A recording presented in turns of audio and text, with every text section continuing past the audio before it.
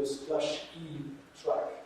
And I'm Jan Vitek, I'm the host, and today it's really a great pleasure to have Feline come and talk to us about her work.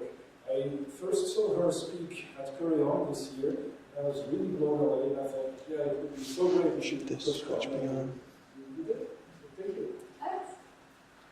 Hello everyone, my name is Feline. I'm currently assistant professor at Delft University of Technology in the Netherlands, but very soon I'll be moving to Leiden University, also in the Netherlands, to start a group around programming education. And that's also what this talk is about. It's about how we teach programming and also some other things, because maybe programming can learn a bit from how we teach other fields. And I'm also on Twitter, so if you're on Twitter and look at mention me using my name, because then I can see all the nice things you say about me after this talk, which is nice, of course. So let's start with some audience participation. Who said this? Everyone should learn programming. Who knows who said this? Donald Trump. Donald Trump. Can we not bring up Trump, please? I don't think it was him, although he said many things, so maybe it can be excluded. Any other guesses? Who said this? Everyone should learn programming. Everyone in this room, yes. Every programmer ever. We've all been guilty of this, right? We all love programming. So we're like, oh, programming is great. Tiny humans should program. It's awesome. Everyone should learn programming. But this actually has a very interesting, deeper question in it. Because if we say everyone should know programming, what is programming? And if I ask all of you, I might get 100 different answers, because programming means something different for everyone. And I think it's best illustrated by this metaphor of one big fish and two fish that are swimming. Maybe you've heard this story. So this big fish is swimming, and he runs into two tiny fish. He says, "Hey folks, how's the water?" And the tiny fishes say, "What's water?" We programmers, we are those tiny fishies. We are so much swimming in the water of programming that maybe we aren't the best people to answer the question, what is programming? Because we're programming all day, and many people, their friends, are also programmers. They've gone to university where they only met other people that program. So are we having a big enough distance from our own experiences as programmers to talk about this question of what programming is? And I didn't always have this perspective, so before I talk about more educational stuff, I want to share with you the story of how I was sort of yanked out of the programming water. I was like, whoa, there are stuff that is and isn't programming. And for that we have to go back in history a little bit to the year 2008, when I moved from Eindhoven, where I did my bachelor's and master's degree, to Delft, where I did my PhD. So this is my country of the Netherlands. It's like this tiny. So this is like a 100-kilometer move. But for a person from a tiny country, that's like a huge move. It was really going to a different university out of the state I grew up in to a new environment to start my PhD at TU Delft. And the research question that I was supposed to work on for my PhD thesis that my supervisor, Ali van Dersen, had in mind was a DSL for finance, a domain-specific language for people in the financial domain. So we envisioned something like this, a programming language in which normal people, non-programmers, could express business rules so that they didn't need programmers for everything, because we don't have enough programmers, and we really wanted to empower accountants and bankers and people like that to be able to program for their own needs. So I went to do an internship at a Dutch insurance company where I was exploring this idea of creating a DSL for finance, and I'm not sure if they still teach this in universities, but when I got my degree, this is my worldview. So they told me in school there are users, and then there's a big wall in the middle, and then there are programmers. This is the world, users and programmers. And the users use, and the programmers program. That's more or less how, they teach you in university. Normal people cannot program, so they need the programming people to create stuff for them, because they cannot program. This worldview was really shattered by my exposition to being in this insurance company, because it turned out everyone was programming. The programmers were programming, but also the users, the normal people, the people that were supposed to need our help, they were also programming. But they weren't programming in something like we envisioned, a textual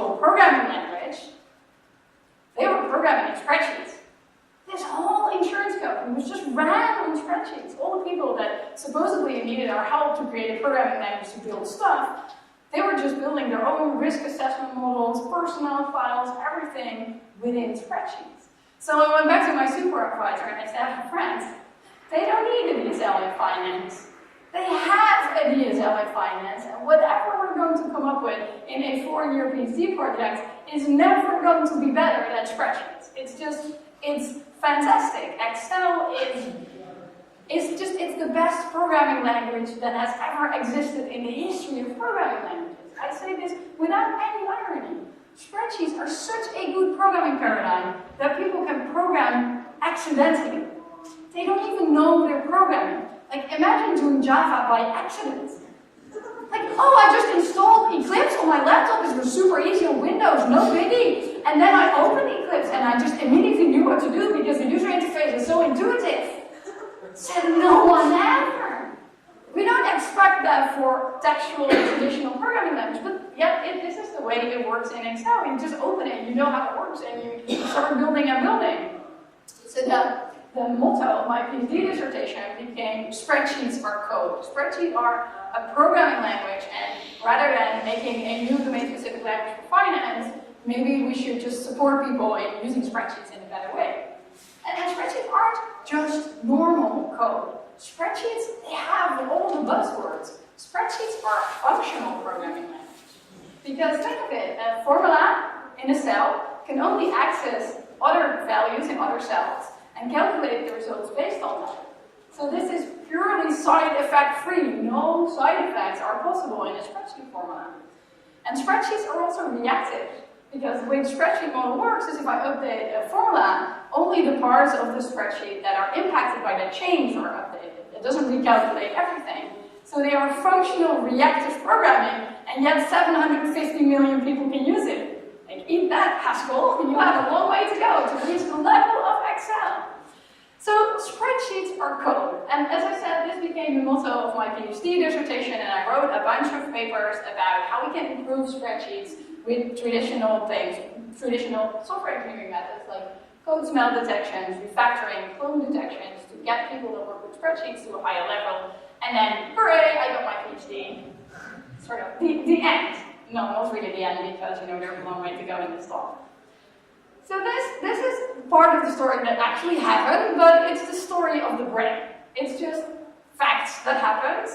But there was also this story of the heart. Like, how was I feeling while I was doing this?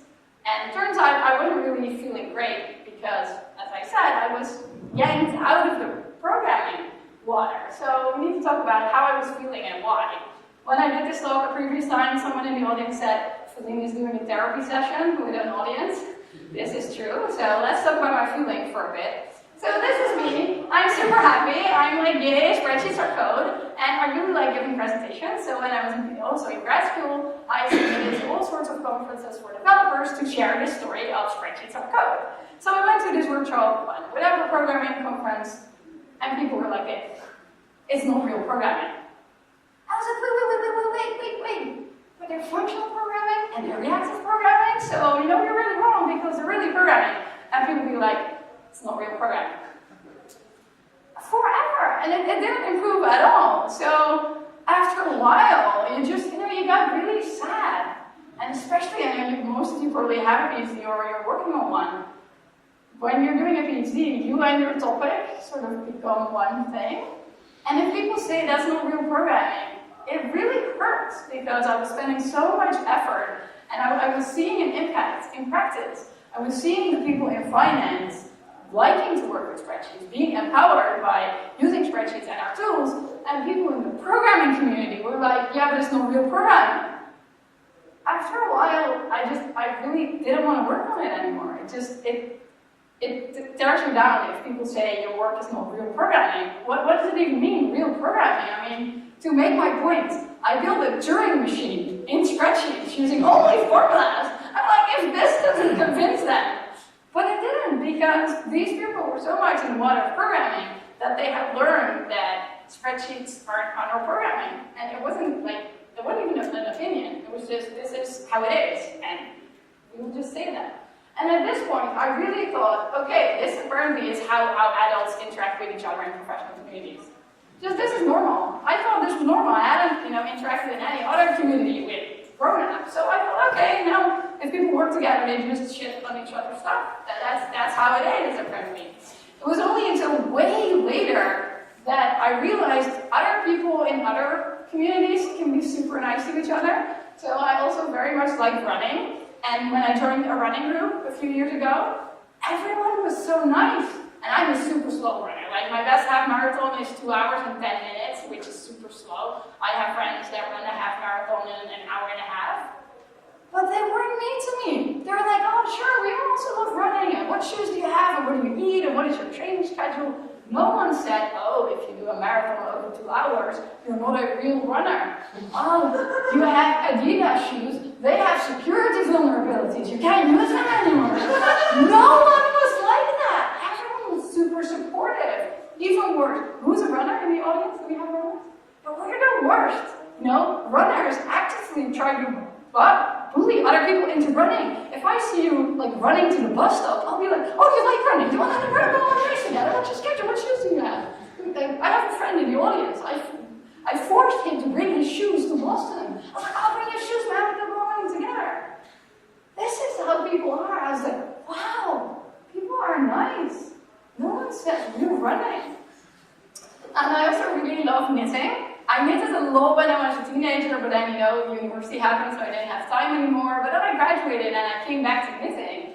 And I went to a knitting meetup. This is a thing, knitting meetups. So I went there with my old-fashioned knitting needles that I literally got from my grandmother into this meetup. Oh shit, all the people have new needles. Apparently there's this new fashion in knitting where people use a circular needle. Instead of 2 needles, they have 2 needles attached to each other. So I was really scared. I was like, shit, this is going to be not real programming all over again. They're going to, be mean about my needles. But they weren't. They were actually super nice. They're like, oh, you used those needles before, but let me show you how you do stuff with those new needles. No one was not real knitting on me. So I was like, wow, people are nice to each other. Why is programming not like knitting or running or whatever community of grown-ups? Why? I still don't know, but it doesn't have to be like that. But I only realized later that it doesn't have to be like that. If we go back to 2012, when I was just finishing my dissertation, I didn't know it didn't have to be like that. So I just thought, this is my life. People will be mean about my research, and I'll be shit. And I was really, really hardworking, and I was like, well then, this magical thing happened. I moved house to a neighborhood in Rotterdam, and there was this community center where they had a bunch of kids that wanted to learn programming, and they didn't have a programming teacher. So I was like, okay, I don't want to work on spreadsheets anymore. I don't do anything from Monday to Friday because I'm so depressed. But at least on Saturdays, I can hang out with a bunch of kids and I can teach them programming. I'll do something useful and fun and, at least I'll do something not terrible, that's not real or anything. But the funny thing is that, of course, I didn't know anything about teaching. I just finished my PhD. I had done, of course, some courses when I was in grad school as a teaching assistant, but I really didn't know anything about teaching. But I didn't let that stop me because, people with a PhD, they think they can do anything. So I'm like, sure, I can teach a bunch of children, even though I have 0 teaching experience, it'll be fine. And then this interesting thing happened because when I started to teach these kids, I was really thinking back on how I was learning programming when I was 10. So how was I learning programming when I was young in the 80s? By myself. I was at the computer that we had in my house. I didn't have any lessons. There wasn't anyone teaching. So in my memory, I didn't think of a programming lesson. I thought of how was I learning programming? Well, I literally had a book with basic listings that I copied into the computer. For the young people, there was no internet where I lived. So I was just typing these basic listings into the computer, and then I had a game, something like a Frogger, Crossy Roads type of game. It's like, oh, what if I change this? Oh, now the road is diagonal. Okay, let's not change that. And this is how I learned. And it's not just me, I think. Many people, I see people in the audience nodding, many people my age taught themselves programming because there weren't people that knew programming. Well, there were a bunch, but not enough and not everywhere. So we, as a programming field, we don't have a collective memory of how programming lesson looks like. Because our collective memory is mainly us in our bedrooms or our offices or whatever, alone, reading, teaching ourselves.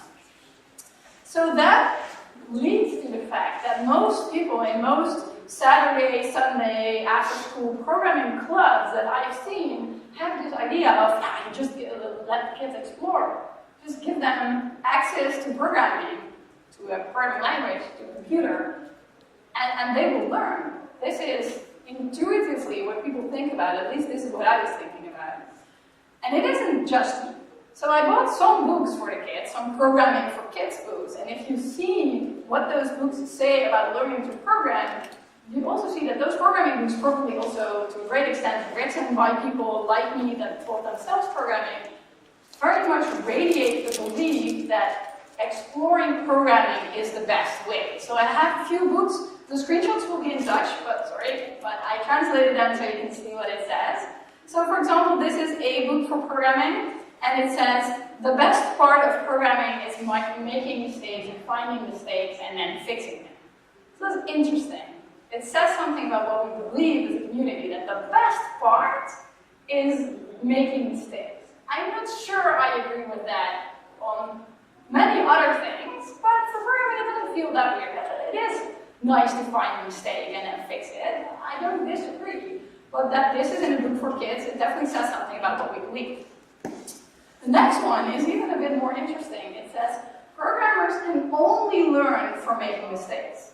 And also in Dutch there's the same ambiguity. So it's not entirely clear if they mean you can only learn from mistakes, or you can only learn from making mistakes. It isn't entirely clear in Dutch as well. But it's definitely, again, not a belief that mistakes are good and you learn from them. And of course, this isn't necessarily true. I mean, sometimes you can make a mistake and you really don't know what to do and you're stuck and you're not learning and you might need some help. So this is also from another book, Computer Coding for Kids. It says, you'll fail often and it will be frustrating. I'm not saying this isn't true, but I'm not sure if this is the best thing to put in a book for kids. I looked at some other books. So I looked, for example, at a book about learning the piano, which had some chords and some practices. Those books, and I challenge you to find tweet me books for mathematics or language or whatever that specifically say this will be frustrating and you will fail often. It's a challenge. I mean, prove me wrong, but I think it's not very easy to find books on other topics that say this will be hard. More specifically, the books will say, this is going to be fine, we will do it together, I will help you, we will practice, and everything will be fine. And you can imagine that some people that don't like failing, read this and think, okay, this is going to be frustrating. I could go to a programming lesson, or I could, do horseback riding or the violin. I don't know if this is the favorite thing I want to spend my time on.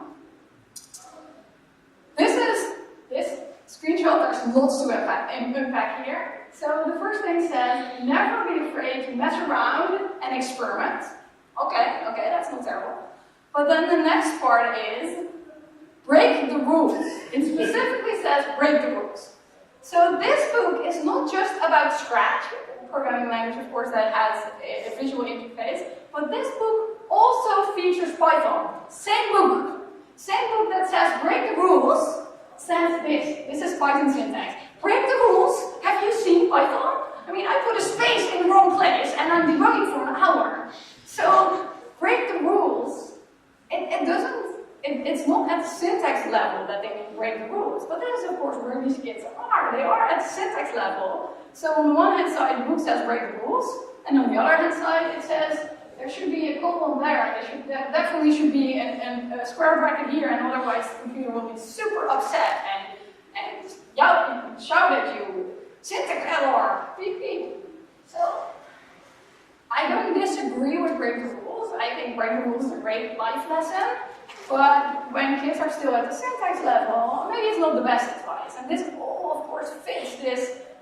Everything will be fine, syntax is intuitive, syntax is easy, you will learn it by osmosis, just by looking at this computer screen. And the last part of this snippet of text says, the most important thing is fun.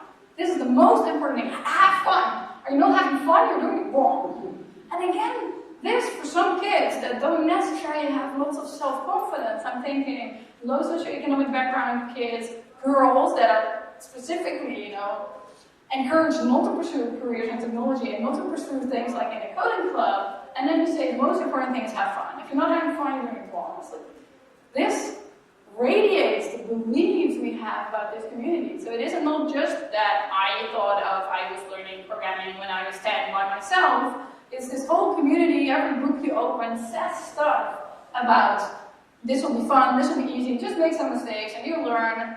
This all really very much impacts the way we teach programming, especially in those out-of-school clubs.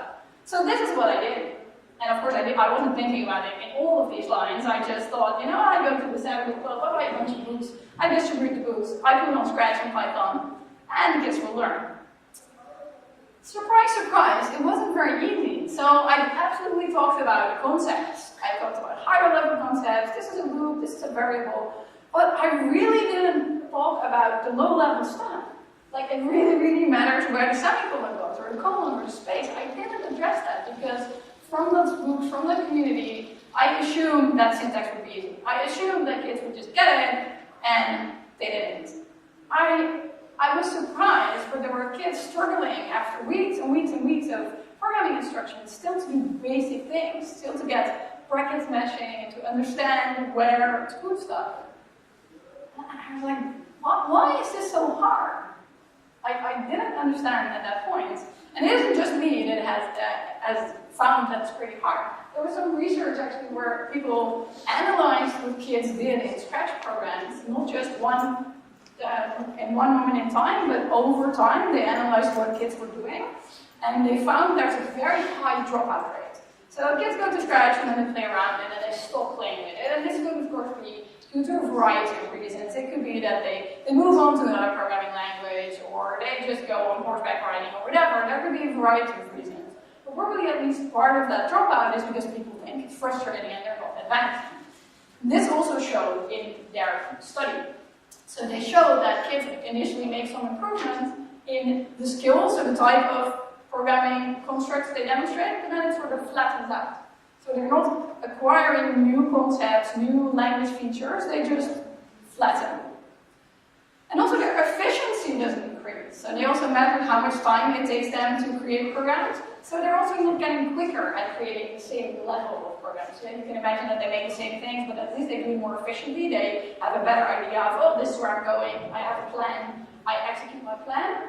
So this observation that I had in the code club is supported by research that also says, if you just let kids play around, they're not necessarily going to have high engagement and stick around and improve naturally, easily. And again, I was like, this is very hard, but I didn't know anything about teaching still. In the meantime, I had started a tenure-track job as an assistant professor in Delft, so I was supposed to know something about teaching, but I really didn't. I don't know how it is in the US, but in the Netherlands, if you want to teach really tiny humans in elementary school, you have to go to Teachers Academy for 4 years. If you want to teach medium-sized humans in high school, you have to go to teacher school 5 years. If you want to teach people in university, you basically have to get a PhD and do 12 afternoons of Bloom's taxonomy, and then you're good to go to teach in university. So, actually I had a teaching qualification at the university level, but it doesn't compare at all with what people in elementary school or in high school know about teaching. This is incomparable, and it's really not that because I had a PhD in computer science, I know how to teach it. I know what kind of confusion can occur. I really didn't know anything. And I didn't even know, I knew at that point that I didn't know anything. I was just like, why is this so hard? I'm so frustrated and the kids are frustrated. So I didn't know anything about teaching, but I thought, I need to improve. I really want to understand why this is so hard, and this talk is recorded, so future employers don't listen to the next minute. I was way more motivated to learn about teaching from my experiences on Saturday than I was from my experience at university. Because from teaching at university, you sort of think, students will be fine, they'll get it, they're smart. The frustration isn't always as clear in universities because almost adults, they're like, no, I get everything, I'm fine. Whereas an 8-year-old that's confused will literally take a book and throw it on the ground out of frustration. So it was way more clear that something needed to change from my Saturday activities than in university, which is, I don't know what we can learn from that. So I started to be really, really interested in teaching. And one of the things I read is the Oxford Handbook of Reading, which is about how kids learn reading. Because we've been teaching reading and writing and mathematics for so long, way longer than we've been teaching computer science. So I learned a lot from exploring how do people acquire a natural language. So the first conclusion I drew from this book is we know nothing. Computer science knows nothing about teaching. Do you know what people in reading, in natural language acquisition know? They have like this whole theory of when kids are really young, they don't read already, but they have all sorts of hypotheses before they start reading. So if they're 3 or 4, they see a combination of letters and they already form a hypothesis. So for example, they will think this is not a word because it has too few letters. This is a distinct period of time where kids see letters, they don't know how to read, but they see 2 letters and they think that's not a word. And they have other hypotheses as well. For example, they know that something like this is not a word because it doesn't have enough different letters. So this is not a word. You can ask a 3-year-old, is this a word? And they'll say, no, that's not a word. And they will know things like this. They will say, va. They think this is a word. And they're pretty confident. Ask a 4-year-old, this is a valid word. They'll say, yeah, this is a word because it's long enough, it has a number of different letters. This looks like a legit word. And they just acquire this by walking around in the world, observing words, like exit, it has 4 letters, and it's a number of different letters, so it's good. They acquire this by looking around.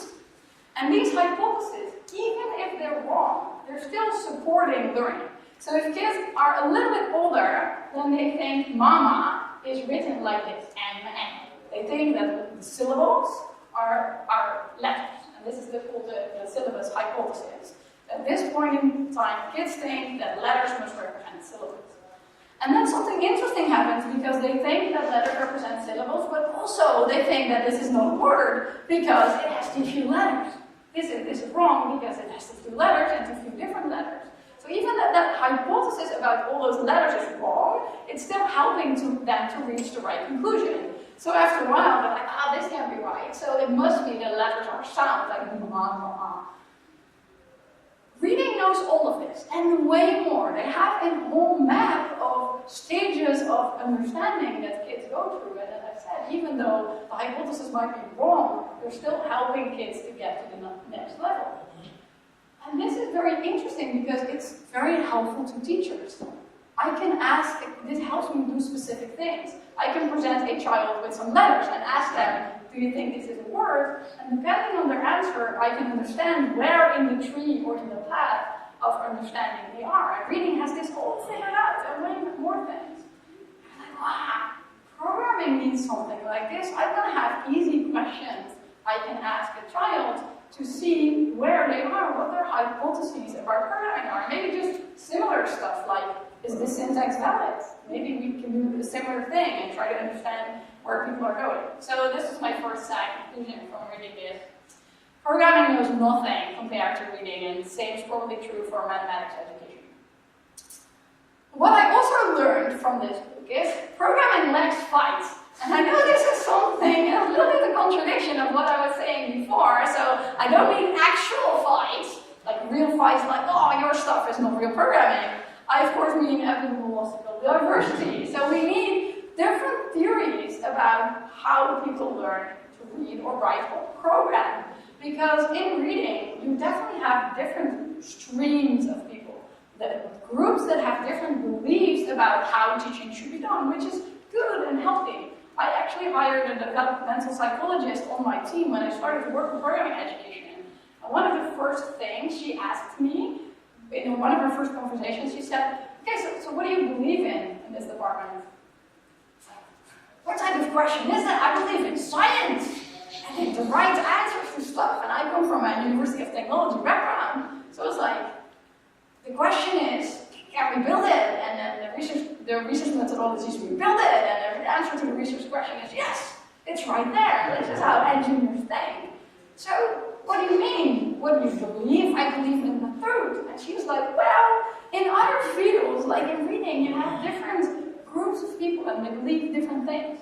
So one of the things that you might be familiar with if you have kids going to school is phonics versus whole language. Those are different approaches in how to teach language. And phonics is very much focused on reading letters, on technical skills. So if you teach a kid how to read, it will be R-E-D, read. You practice all the sounds, all the letters very, very long time. You practice everything, and after a while they know all the letters, and then they know words, and then they can process sentences. This is one side of the debate. The other side of the debate is called whole language. And the idea of the philosophy about whole language is people say, well, language is not about technical skills. Language is about community and about communication and about books and about loving stuff. So you shouldn't start with a technical skill because you'll destroy people's love for reading. You should start with just motor skills. So the most extreme version of whole language, people just give kids a pen and they write stuff. And then the teacher says, what does it say? And the kid says, I love unicorns. And the teacher's like, well done. And then through practice and through practicing motor skills, after a while, of course, they do converge to our letters as well. But they do it in a way where the emphasis is on communication and on technical skills. In a similar way, in the US, you're probably all familiar with the math wars that were a similar debate with two opposite sides where some people said, well, math is a technical skill, like reading, like letters. You just need good explanation and lots of practice. I tell you 2 + 3 is 5, and you do that 1 million times, and then I can wake you up in the middle of the night and say 2 + 3 and you go 5. And from that we can build multiplication and table division and all the more difficult stuff because we build it up as a technical skill. On the other side of the aisle, we have the people that say, no, math isn't about practice, math is about beauty in the world and describing the real world with equations. So you should have kids explore the mathematical nature of all sorts of things and do problem solving, because every problem is different. So you cannot teach kids a generic skill, because once you're problem solving in the real world, you also need creativity. So that's two similar sides of this argument. So it's like, where's programming's pedagogical debate? Why don't we have this talk about what do we believe in programming? What are the beliefs? Do we believe programming is a technical skill which you should practice, or do we believe that programming is exploration and programming is beauty and love and communication, like the people on that side of the argument, and we want to teach it like that?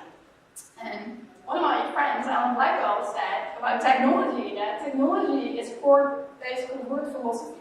So if you look at a piece of technology, if you look well, you can see what people were believing that built it. And I think this is very true, and which is why it's sad that not everyone has equal opportunities to create technology. But the same is true for education. Education is also word philosophy. If we teach something, we inevitably bring into the classroom the type of things we believe. Whether we are aware of our beliefs or not, we still radiate the beliefs of our community. And in many cases, especially in programming, because it isn't clear what we believe and we aren't explicit about it, people accidentally bring to the classroom a sort of philosophy, but we don't talk about it because we don't know philosophy. So this is like the water of programming, right?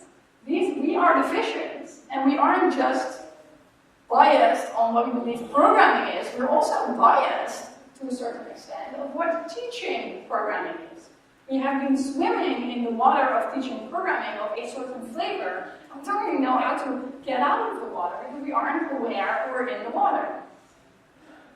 And this philosophy hasn't happened accidentally. All the things I was talking about, like all the books that say exploration is important, it isn't like it accidentally happened that way. There's really a philosophy behind it, but most people don't know.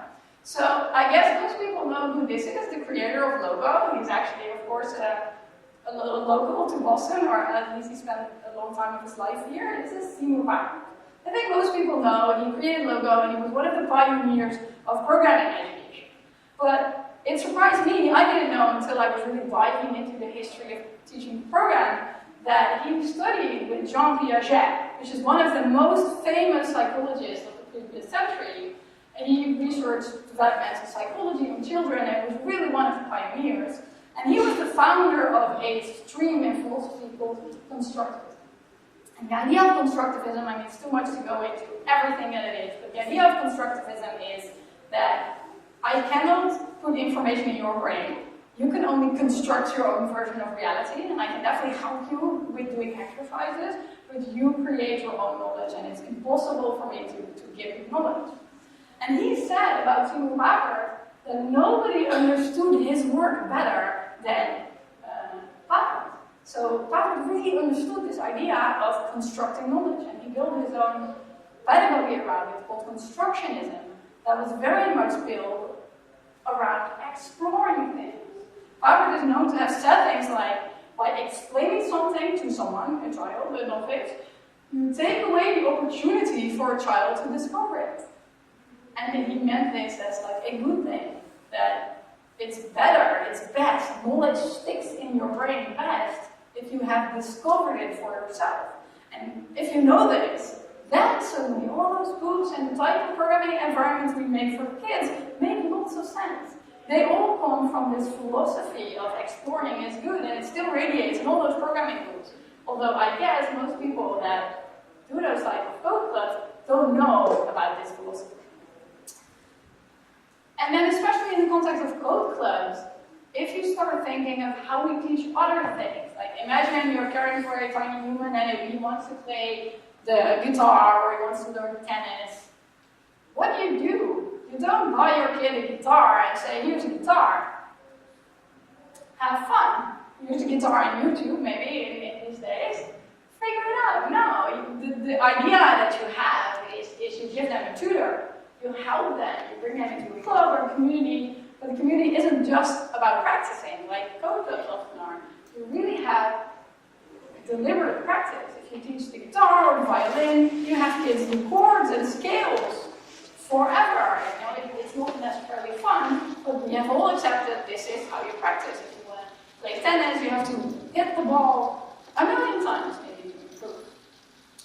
And this teaching very much fits with that side of the argument that says, if you want to learn something, it's a technical skill, you have to practice a lot, and then after a while your skill will be so good that you can also have creativity in the field. So that's reading, explanation, and practice. So beware, some controversy might occur after this slide. So if you're faint of heart, you might want to leave now. Because if we compare these types of lessons, so if you compare on one hand side just explaining kids the basic stuff with having kids explore, research shows over and over and over again that the left-hand side is just superior. If you want kids to know stuff, you should just tell them. There's no added benefit in having kids discover things. It's not helping them, it might even hinder them. And there's this Dutch psychologist called Paul Kirchner that has done extensive research. If you're interested in it, you really want to check out this paper. It's called Why Minimal Guidance Doesn't Work, that lists dozens of studies that have tried the both against each other, and it keeps on showing that just explaining kid stuff works better.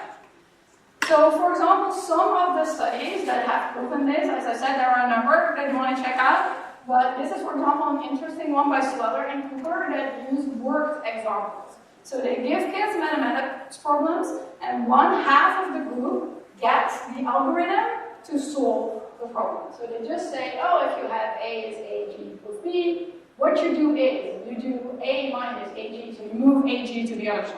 And then you put out the G, and then you divide by A. This is the algorithm, and here are some puzzles. And the other group, you just give them the equation, and they have to solve it. And they might have seen, they know the steps, but they don't know the algorithm. So if you compare these two groups, if you just tell the kids what to do, surprisingly, they do a lot better. They took about 20% of the time. They took less time just solving the puzzles, and the other group did in reading the exercises and figuring out what to do.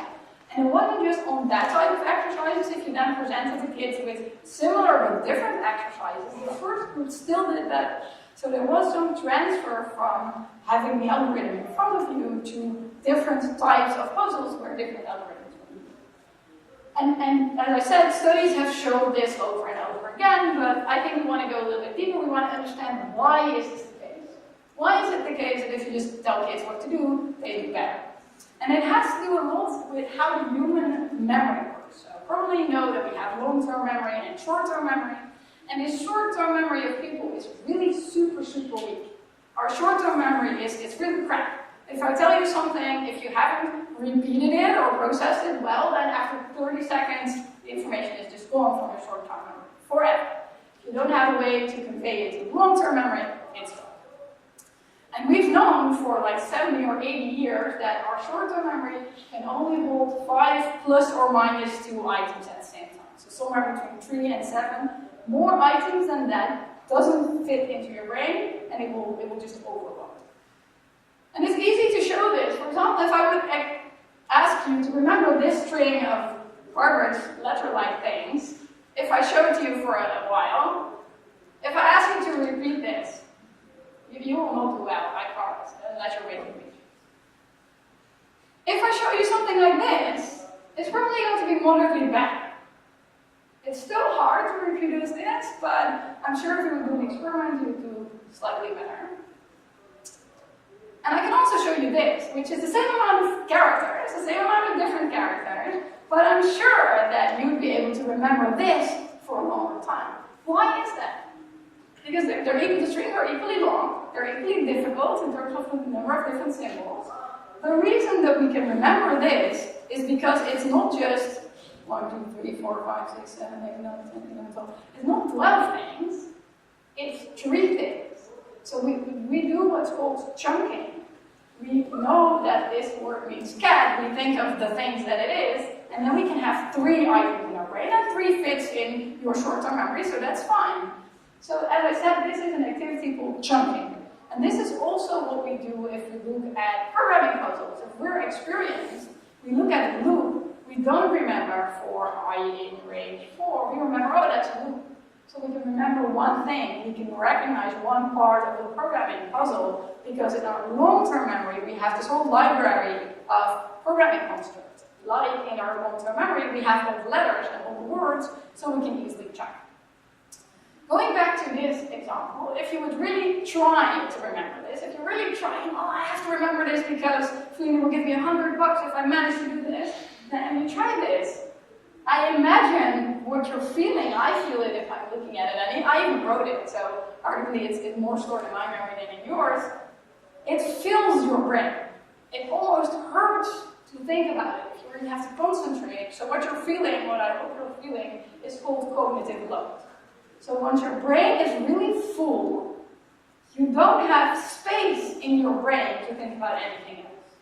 So probably when I made you remember cat loves cake, you have enough room to think about other things. You think, oh, how's my cat doing at home? Oh, cake is nice, maybe coffee break will have cake. You have room left in your brain to think about other things. Turns out that this room we have left in our brain to think about other things is also room that can be used to store things in long-term memory. So this is why the group with this, without the explanation, did better. Because, with explanation did better. Because the group without explanation, their mind was so full with figuring out the algorithm that there was no cognitive room left to store the stuff in long-time memory. Whereas for the left group that just got the algorithm, they had a relaxed fullness of the mind, so they still had time to reflect on the puzzles and to solve things and also to remember things. So not just experiments show that this explanation is better, we also understand from how human memory works now how that works. So my plea to you is, I think as a community we should start this fight, and of course not a real fight because we're nice, knitting, running like people. We just want to have a good debate on these two sides of the aisle, because in programming so far as I've been able to look back into the history of programming, this left-hand side is entirely underrepresented in the programming community. No one is really trying to do rote practice, rote memorization of syntax, talking about, hey, here's the strategy, just execute the strategy and then you'll have a program. There's some work done. There's a professor called Jana Morrison. She's working on cognitive load and work with examples in programming, so there's definitely some people doing it, but it's very much undervalued, and we don't talk about it really in these terms. We don't say, okay, some people believe exploring is better, and other people believe just explaining kid stuff is better. So now I'm not doing the spreadsheet work anymore. I'm mainly focused on programming education, and together with my team, we're trying to explore how would the left-hand side look? How would it look like if we would take inspiration from phonics and from rote practice? How would it look like for programming? Is this something we can envision, and would it work? So I'm sort of convinced that it will work, because how can programming be so different from both mathematics and language? It's sort of in the middle, so if something would work for both of them, why wouldn't it work for programming? But it still definitely works, of course, to do experiments and try to understand when it works. So one of the things we're working on is really automating syntax. So the kids now in my Saturday code club, I'm not just distributing books anymore, I'm making them practice. So we have these little Python exercises in the browser where they're practicing. So they get puzzles like this. You have to change the underscore to blank so that it prints the right thing. So here you have to put the right quotes, and you're practicing your visual memory of the double quotes go with the double quotes, and the single quotes go with the single quotes. So I'm making them practice. And we're trying to measure, is this actually increasing their performance, but also is it increasing their self-efficacy? Do they feel more confident about their programming ability? Because especially for girls, we know that they have low confidence coming into the class, and then if they are confronted with a problem that's too hard to solve for them, they drop out, their self-efficacy becomes lower and lower, and they just give up. Whereas for boys, it doesn't matter, so they think they're really good at programming, and then they fail repeatedly, and they're still, I'm doing fine. And after a while, of course, this becomes true, where for girls it just spirals down and they never recover. So our hypothesis is also that with more practice, these are all tiny success experiences. It's like, I got this one tiny puzzle. And this might build confidence in groups that don't come in with confidence, which might help them succeed in later life. Something that we're also working on, and this is very much coming from natural language teaching, is explicit strategies. And specifically, explicit strategies for reading code. So the next snippet, again, sadly is in Dutch, but this is a book from How to Teach Reading. How to teach reading of a big chunk of text. And then they say, there's different strategies you can use for reading a text. There's reading, you're just scanning things. There's reading, this is like examining reading. So the goal of this strategy is memorizing information. Here's your strategy. You read the whole text. You actively connect things in the text to things you know. You draw a diagram. So this is telling you how to read a specific piece of language. And of course, if we're reading code, there are also different strategies. Because sometimes you're reading code because you want to decide if you want to use this library. Sometimes you're reading code because you really want to understand how a certain algorithm works. They're not the same type of reading. And it isn't magically going to happen that kids see this code and they're like, now I know how to read this. Strategies we as experts have just made up because we have to cope with space are probably including read all the methods, read all the variable names, collect all the methods and just scan all the fields, stuff like that. But we aren't explicit about those methods, so kids don't acquire the methods. Some kids do, but some kids don't. So we're running an experiment now where we're teaching, this is university level students, teaching them about your strategies you can use, think about what strategies to use, and specifically with questions, guiding them towards certain strategies. Like we'll give them code and we'll say, write down all the variable names. This is a strategy you can use. And then we want to measure whether that will actually help, again, their self-efficacy and also their comprehension levels. Something else that we're doing that we see that's really not happening, especially in those Saturday code club situations, is using assessment.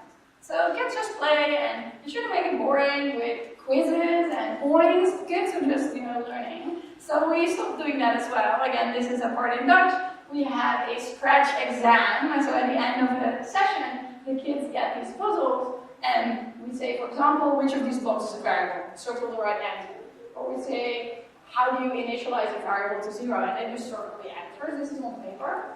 And it greatly helps to see where kids are in their understanding. Do they really know what a variable is? Have they automated the right skills? And it helps me as a teacher also to decide what puzzle or problem to give them next. And as we see, this is also probably helping to increase self-efficacy and also capabilities of the children. And just like with all the hypotheses we know about reading, if I know a kid still thinks letters are sounds, then we're not at the right level. If I know a kid still thinks is a word, then they haven't understood that a word means multiple types of letters. So this assessment is really very much formative, not summative, towards the teacher to help them understand where kids are in such a code club. And I know for code clubs it feels really weird. It's like, oh, it's supposed to be fun. But again, if you think of something like tennis or playing guitar, teachers also have a sense of the ability of the kid that they use by listening or even quizzing, like what is this note on the scale? So of course, sadly, the haters are everywhere. I haven't left the haters in spreadsheet research. The haters are here too.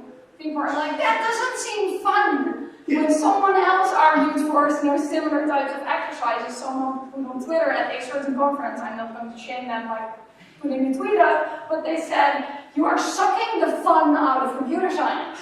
You should just get away from the children and not do anything like that. So there are lots of people, and especially because we haven't grown up in this type of environment, where it's like, but it doesn't seem fun. Your assessment and practice is boring, and people don't want to do that.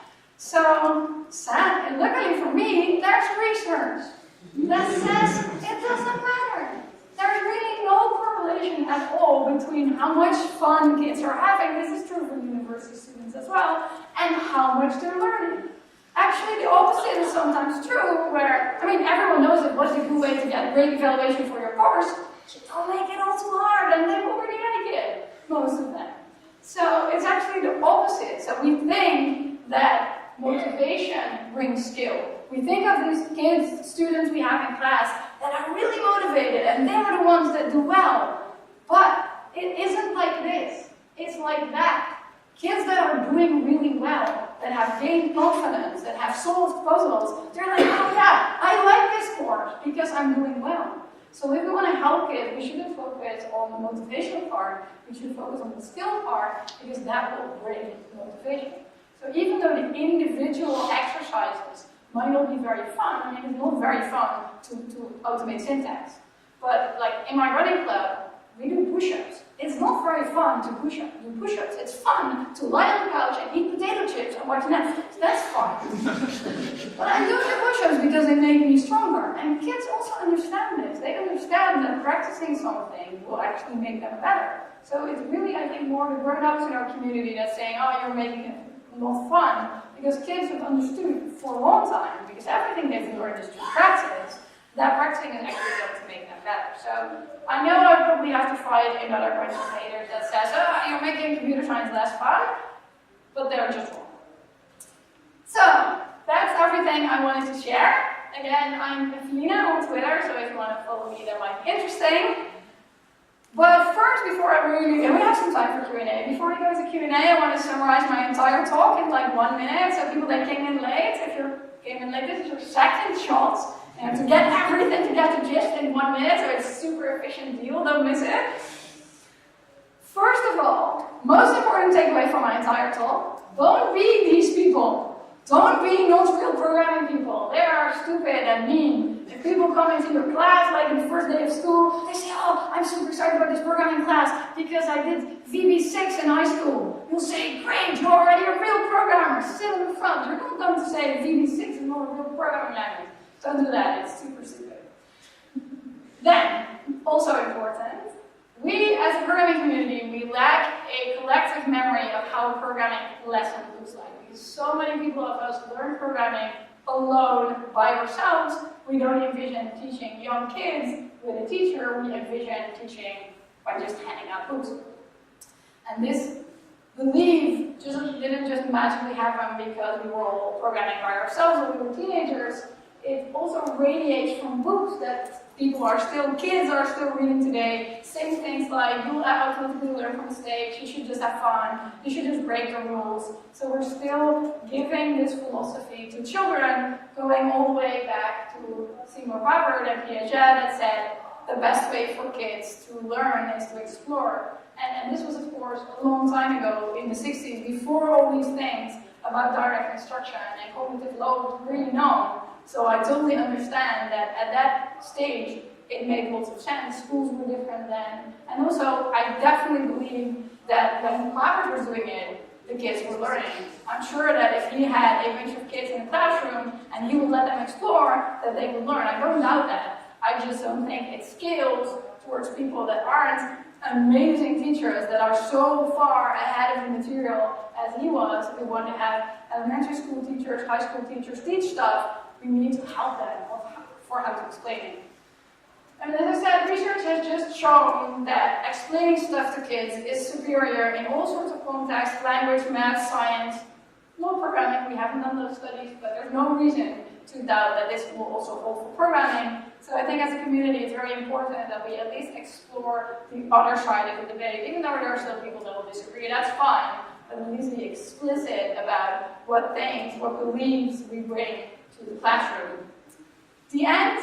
This is me on Twitter. This is my website. People always ask me, have you drawn this slides by hand? The answer is yes, I did. With an Apple Pencil and an app called GoodNotes. They're not paying me to say this, but it's just an amazing app that allows me to do super cool slides.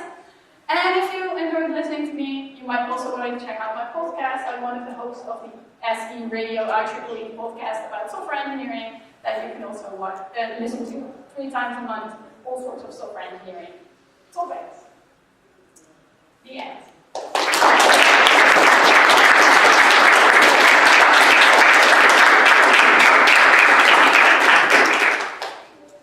Hi. I think that there are some people who are working on curricula for teaching programming that involve rote practice and explicit strategies. The textbook came out in the year 2000, and it was a winner of the Carlstrom Award a few years back.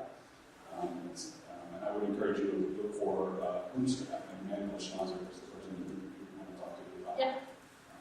I think it's maybe a little bit exaggeration to say there's no such thing as.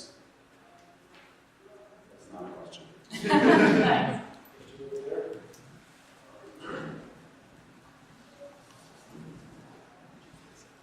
Thanks a lot, Feline, for this very nice talk. I was wondering, so if you really want to scale this, then you actually, what I'm thinking is that you will actually have to make us your kids and tell us about how to do that, right? So I would be interested in enrolling in a class like that. Are you having any thoughts about how to actually make grown-up professors take over some of that stuff for their own students? Well, actually, it's a funny thing you asked that. We have an online course on EDX. It's called Programming for Teachers. And it's partly aimed at elementary school teachers that want to learn programming, but it also has large parts about this didactic background, and it has lots of exercises. It's aimed at elementary school kids, but I'm sure that if you want to learn more about that, the type of exercises we do in that course would also be useful.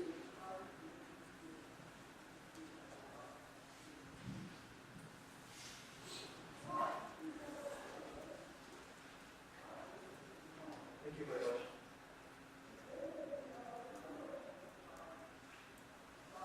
Thank you very much for the talk. Just one comment first and one question.